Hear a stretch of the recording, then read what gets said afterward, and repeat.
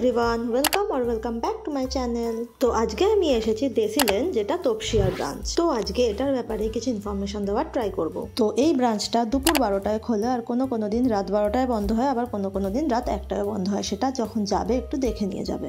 আমি যাওয়ার পর ভীষণ সুন্দর একটা জায়গায় বসার চান্স পেয়েছিলাম, যার জন্য সেখান দিয়ে পুরো মা ফ্লাইওভারটা আর বাইরের পুরো আকাশ, পুরো পরিবেশটা দেখা যাচ্ছিল। সেদিন ওয়েদারটা একটু খারাপ ছিল, সকাল থেকে বৃষ্টি হচ্ছিল, তার জন্য আকাশটা এত সুন্দর দেখতে লাগছে। এটা হলো ইন্টেরিয়রটা, খুব স্পেসিয়াস, অনেকটা জায়গা নিয়ে আর একদম নয়েজ ফ্রি। মানে ওখানে অনেক লোক ছিল কিন্তু জায়গাটা এত বড় যে কারোর কোনো কথাই শোনা যাচ্ছিল না। আচ্ছা, একটা কথা তো বলাই হয়নি, দেশি লেনের এই আউটলেটটায় কিন্তু একটা রুফটপের ব্যবস্থা আছে। যদিও সেটা সকালে খোলেনি, সন্ধ্যাবেলার দিকে খোলে, কিন্তু সকালে গিয়ে আমি ওখানে ফটোশ্যুট করতে পেরেছিলাম।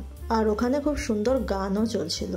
এই যে সিঁড়ি, এই সিঁড়িটা দিয়েই উপরে উঠে গেলে রুফটপটা দেখতে পাওয়া যাবে। জায়গাটা কিন্তু ভীষণ ক্লিন আর বসার জায়গাগুলো একটা খুব কমফোর্ট ফিল দিচ্ছিল। তো আমরা খাবার অর্ডার দিয়ে উপরে চলে যাই, আর উপরে গিয়ে এরকম একটা সুন্দর ভিউ, এটা কার দেখতে না ভালো লাগবে। তো ওই যে মা ফ্লাইওভার, আর সেদিন বৃষ্টি হওয়ার জন্য আকাশটা এত সুন্দর ছিল। অ্যাকচুয়ালি প্রথমে আমি যেতে চাইছিলাম না বৃষ্টি হচ্ছিল বলে, যেহেতু আগেও আমি একটা রেস্টুরেন্টে গেছি এরকম রুফটপ, সেখানে বৃষ্টি হওয়ার জন্য পুরো চাপা দেওয়া ছিল সব কিছু, ওখানে ভালো ফটো তোলা যায়নি। তো এইখানে আমি গিয়ে দেখলাম ওরা চাপা কিছুই দিয়ে রাখেনি। তো এত সুন্দর একটা জায়গা, খুবই ভালো লেগেছে আমার। তো নাও তোমরা একটু ভিউটা কিছুক্ষণ এনজয় করতে থাকো, ততক্ষণ আমি অন্য কিছু বলে দিই। এই জায়গাটাও কিন্তু খুব স্পেসিয়াস আর প্রচুর বসার জায়গা আছে। এই দেশি লেনেই কিন্তু সেই ফেমাস 349-এর বাফেটা পাওয়া যায়, কিন্তু আমরা সেটা খাইনি, আমরা ইন্ডিভিজুয়াল ডিশই নিয়েছিলাম। ওখানকার স্টাফরা খুবই ভালো, খুব হেল্পফুল, খুব ফ্রেন্ডলি। কিছু বুঝতে না পারলে ওরা সঙ্গে সঙ্গে এসে কোঅপারেট করছিল। এই যে এখানে বৃষ্টি হওয়ার জন্য এই জায়গাটায় পুরো এরকম জল জমে আছে। জায়গাটার প্রতিটা কোণা কিন্তু ফটো তোলার জন্য একদম অ্যাপ্রোপ্রিয়েট। এই যে উপরটা দেখা যাচ্ছে না, এই রুফটপটার উপরেও একটা জায়গা আছে যেখানে আর কি বসার ব্যবস্থা করা আছে, কিন্তু ওখানটা বন্ধ করা ছিল, যার জন্য আমি উপরটায় উঠতে পারিনি। আর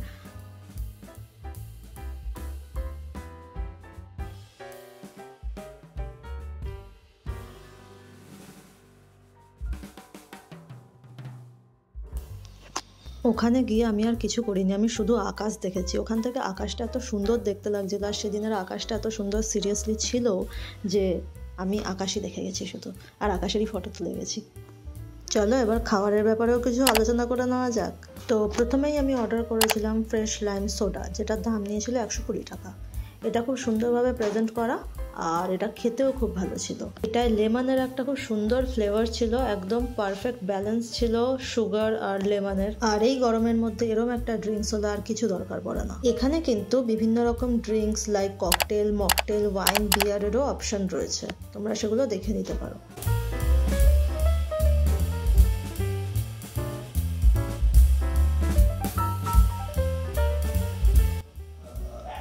এরপর যেটা এসেছিল সেটা হচ্ছে প্যান ফ্রাইড চিলি ফিশ। এটার দাম ছিল 320 টাকা, আর এখানে ছিল নিয়ার অ্যাবাউট 8 পিসের মতো তো ছিলই। আর এটা ছিল প্রচণ্ড সফট। অ্যাকচুয়ালি প্রত্যেকটা খাবারই প্রচণ্ড সফট ছিল। প্রথম খাবারগুলোর আমি এভাবে ভিডিও করতে পেরেছি, পরে তো আমি আর খাবারগুলোর ভিডিও করতেই ভুলে যাই, কেন জানি না। প্রত্যেকটা খাবারই ভীষণ টেস্টি আর ফ্লেভারফুল ছিল। তো যারা ফিশ খেতে পছন্দ করো না তারা এই ডিশটা নিতে পারো, কারণ এর মধ্যে ফিশের কোনো রকম স্মেল আসছিল না, খুবই ভালো ছিল, একদম অসুবিধা হবে না, কারণ আমি নিজেই ফিশ খুব একটা পছন্দ করি না। তো এরপরে এসেছিল এইটা বারবিকিউ চিকেন উইথ মাশরুম। এটার দাম ছিল 310 টাকা। আর তারপরে এসেছিল এটা রোস্টেড মাটন, যেটা হচ্ছে ঘি রোস্টেডও বলা যায়। এটার দাম ছিল 450 টাকা। এই দুটো ভীষণ টেস্টি ছিল। এই মাটনের ডিশটা একদম প্রপারলি কুক ছিল। অ্যাকচুয়ালি সব ডিশই প্রপারলি কুক ছিল, বাট মাটনটা কোনো জায়গায় একটু প্রবলেম হয়। তো এখানে সবকটা খাবার খুব ভালো কুক করা, আর হচ্ছে প্রচণ্ড সফট প্রত্যেকটা জিনিস। এই যেরকম এই চিকেনের এটা পিস একটা, আর এইটাও খুব ভালো ছিল। অ্যাকচুয়ালি আমি এক হাত দিয়ে করতে পারছিলাম না। আর এইটা হচ্ছে ওই মাটনের যেটা, ওটাই আমার প্লেটে নেওয়ার পর এরকম হয়েছে।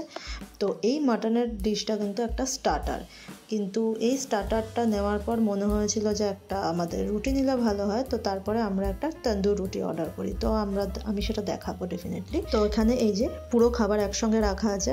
এখানে প্রাইস রেঞ্জ অনুযায়ী এই খাবারগুলো সত্যিই খুব অ্যাফোর্ডেবল। আমি অন্যান্য জায়গার সাথেও যদি কম্পেয়ার করি, টেস্টির সাথে এত সুন্দর ডেকোরেশন করা খুবই ভালো।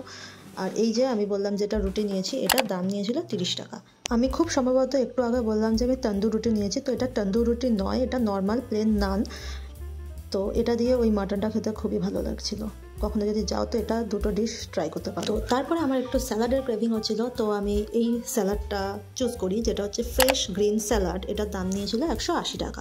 খুব সুন্দর ডেকোরেট করে দিয়েছিল আর আমার খুব ভালো লেগেছিল এই স্যালাডটা খেতে, কারণ একটা স্যালাডের ক্রেভিংস আমার হচ্ছিল। তো এখানে যে খাবারগুলো দেওয়া হয়েছিল সবকটারই পোর্শন সাইজ এমন ছিল যে দুজন তো একদম কমফোর্টেবলি খেতে পারবে, ইনফ্যাক্ট 3 জনও খেতে পারে, এরকমই খাবারের পোর্শন ছিল। তো এখানে কাপলরা যেতে পারে, ফ্রেন্ডসরা যেতে পারে, ফ্যামিলিও ইনফ্যাক্ট যেতে পারে, কিন্তু আমি প্রেফার করবো ছোটদের একটু না নিয়ে যাওয়াই ভালো। তো ওভারঅল রেটিং যদি আমাকে দিতে হয় তাহলে আমি এটাকে দেবো 4 রেটিং আউট অফ 5। তো আপাতত এটুকুই আমি বললাম। কিছু জানার থাকলে ডেফিনেটলি আমাকে কমেন্টে জিজ্ঞাসা করতে পারো, আর ডেসক্রিপশন বক্সটা একবার চেক করে নিও, ওখানে আমি যদি কিছু লিঙ্ক দেওয়ার থাকে আমি দিয়ে দেবো। ভালো লাগলে like, comment, share and subscribe for more such videos. Thank you for watching.